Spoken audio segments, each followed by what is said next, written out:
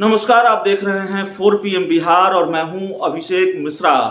इस वक्त हमारे साथ बिहार के पूर्व डीजीपी अभयानंद हैं और बिहार के पूर्व डीजीपी के रूप में ही पहचान नहीं है, बिहार के जाने माने शिक्षाविद के रूप में, और बिहार को बहुत कुछ दिया है और उसकी वजह से काफ़ी प्रख्यात है। तो एक किताब जो हमारे पास है, इंटरव्यू का उद्देश्य यही है, सर से हमें वक्त लेना पड़ा, उसकी वजह यही है। एक किताब आई है अनबाउंडेड, एक पुलिस अधिकारी जो दशकों का सफ़र तय करता है पुलिस सेवा में, तो जाहिर है कई दिलचस्प कहानियां होंगी। अपराधियों और पुलिस के बीच किस तरह से आंख मिचौली का खेल चलता है, कई दूसरे पहलू होते हैं इस सफ़र के। राजनीतिज्ञों और पुलिस के बीच किस तरह का खेल चलता है, तमाम चीज़ें होती हैं। क्या सीखा जा सकता है, क्या समझा जा सकता है, बहुत कुछ है इस किताब में। फिर बता देते हैं, सर ने लिखी है ये किताब और सर के पहलू पर, सर का जो सफ़र रहा है दशकों का पुलिस सेवा में, उस पर है। तो सीधे अब सर से बात करते हैं। सर, सबसे पहले तो वक्त देने के लिए बहुत बहुत शुक्रिया आपका। और एक जो बहुत दिलचस्प चीज़ आपके हिसाब से जो आपको लगता हो सर कि बिल्कुल उस चैप्टर को तो पढ़ा ही जाना चाहिए, क्या है इस किताब में? मैंने किताब की शुरुआत ही की है कुछ प्रश्नों से जी। 5-6 प्रश्नों को हमने लिस्ट किया है और ये सब प्रश्न ऐसे हैं जो लगातार 37 वर्षों तक मेरे दिमाग में घूमे हैं। जी। मैंने जब भी कोई घटना देखी है तो इन प्रश्नों को आधार बना करके उसका विश्लेषण किया है। जी।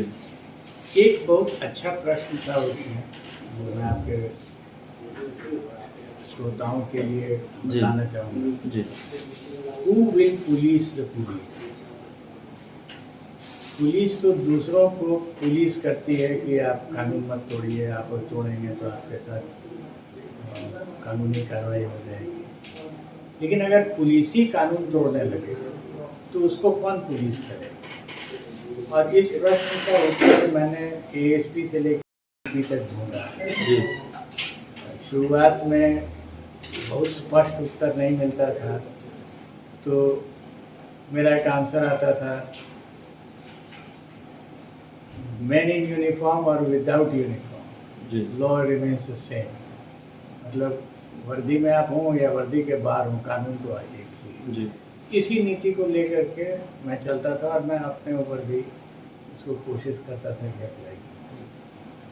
तो ये एक प्रश्न है। एक दूसरा प्रश्न था जिसको मैं ढूंढता रहा कि इसका उत्तर मिले, बहुत स्पष्ट उत्तर अभी तक नहीं मिला, लेकिन एक उत्तर मिला था ट्रेनिंग में ही, और उसको मैंने जब अप्लाई करके देखा तो पाया कि शायद ये बहुत बढ़िया उत्तर है। प्रश्न ये था, why should you be honest?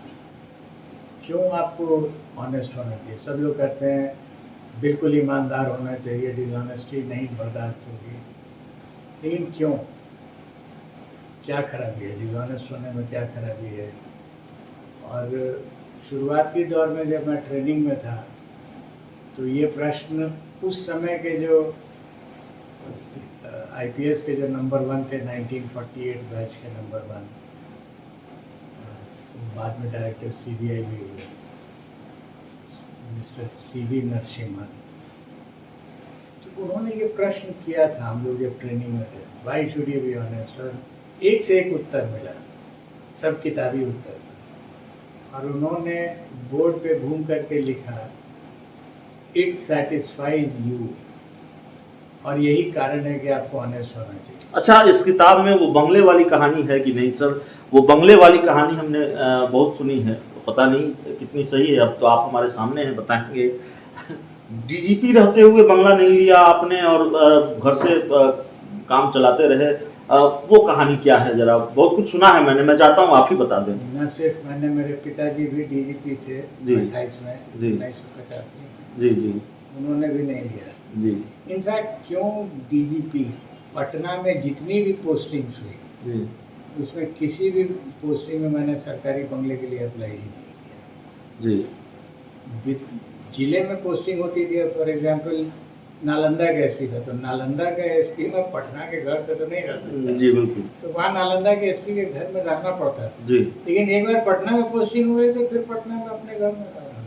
तो पटना में चाहे आप एसपी रहे हों, एएसपी रहे हों, एसएसपी रहे हों, डीजीपी रहे हों, कोई बंगला आपने नहीं कभी लिया? नहीं, सरकारी बंगला में मैं गया ही नहीं। तो मुख्यमंत्री जी ने नहीं कहा बंगला ले लीजिए?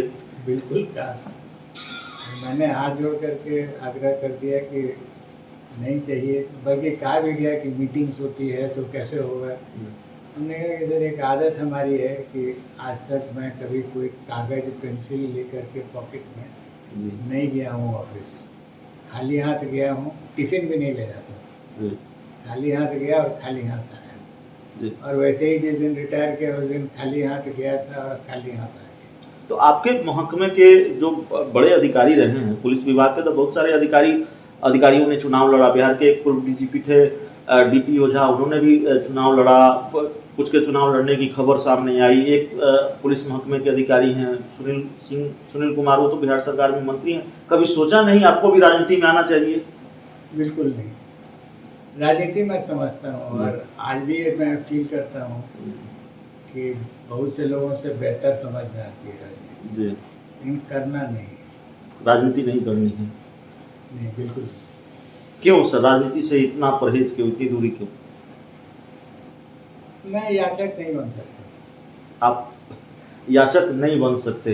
नहीं, बिल्कुल नहीं। याचक बनना मेरे लिए, मेरा ज़मीर ही समाप्त हो जाएगा जिस दिन मैं ऐसे करके याचना कर दूंगा कि मुझे वोट दे दीजिएगा, तो ज़मीर टूट जाएगा। अच्छा, छोटा सा कमेंट चाहेंगे सर, ये बिहार की पॉलिटिक्स में जो हो रहा है, अब इसके साथ तब उसके साथ, कोई कह रहा है 10 लाख रोजगार देंगे, कोई कह रहा है 20 लाख रोजगार देंगे, सरकार किसी के साथ बन रही है, मंत्रिमंडल विस्तार किसी के साथ हो रहा है, क्या हो रहा है, कैसे देख रहे हैं इन चीज़ों को, कैसे देखते हैं?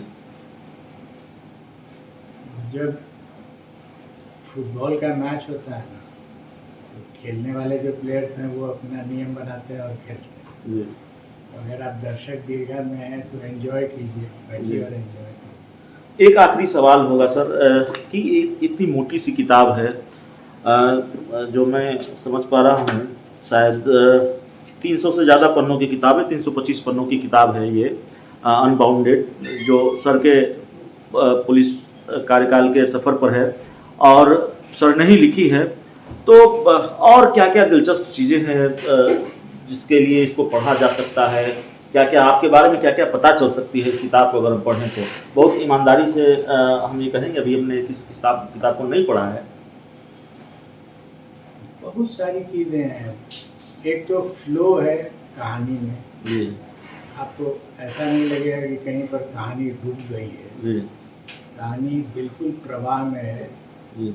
और निचोड़ निकाला हुआ है। जी। जैसे कुछ घटनाएं होती हैं, उसका छोटी छोटी घटनाएं हैं, बड़ी बड़ी बातें समझा जाती हैं।